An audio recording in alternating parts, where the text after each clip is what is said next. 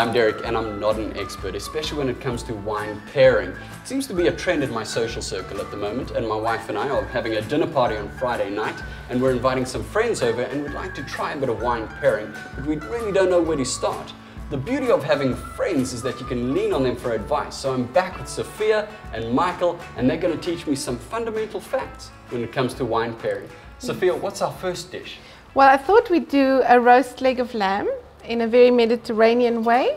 So we're going to be stuffing the lamb with garlic, also just rubbing it with salt, pepper and some sumac. It's a Mediterranean spice, they use it often. It brings out a lemony flavor in the food, which I really like. Drizzle with some olive oil and pop it in the oven for 2.5 hours.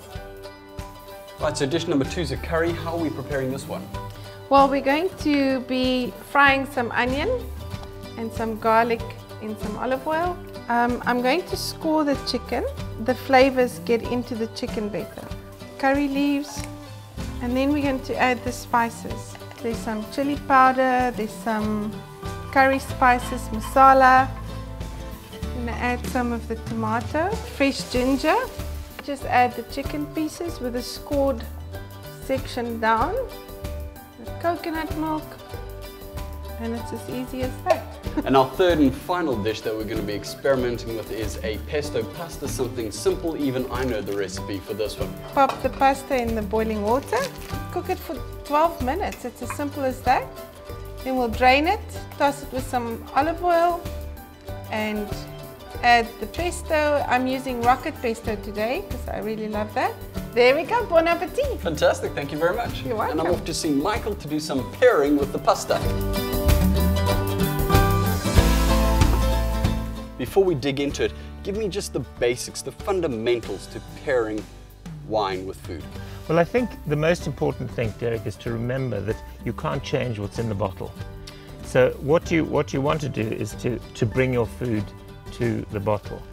So here we've got the nice green herbaceousness of the pesto and the weight of the pasta and the nice fruity olive oil.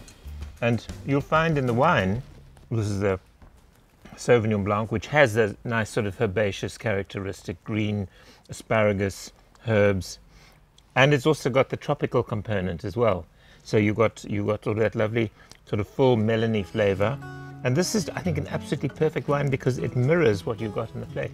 Michael, what's important to think of when you're pairing wine with a curry? If you get to choose a red wine to go with curry, you need to be quite careful because if your curry has quite a high chili content, you don't want a wine that is very tannic.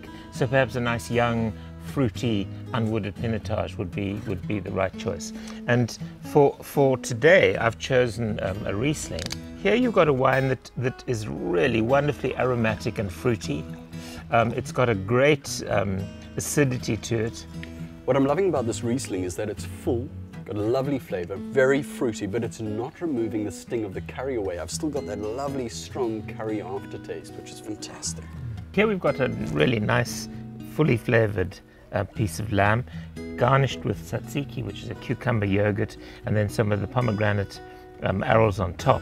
Now, what we're wanting is something that's going to support that, and what I've chosen is a blend, red blend from Klein Constantia, and this is predominantly Cabernet Sauvignon, Cabernet Franc, a bit of Merlot, and it's got some Shiraz in there as well. So we've got really nice fruit. There's lovely sort of undertow of the oak barrels there as well, and this would just be a great wine to go with this meat. It's amazing how this just adds a whole nother dimension to the entertainment for the evening. Absolutely fantastic. Thank you, Michael.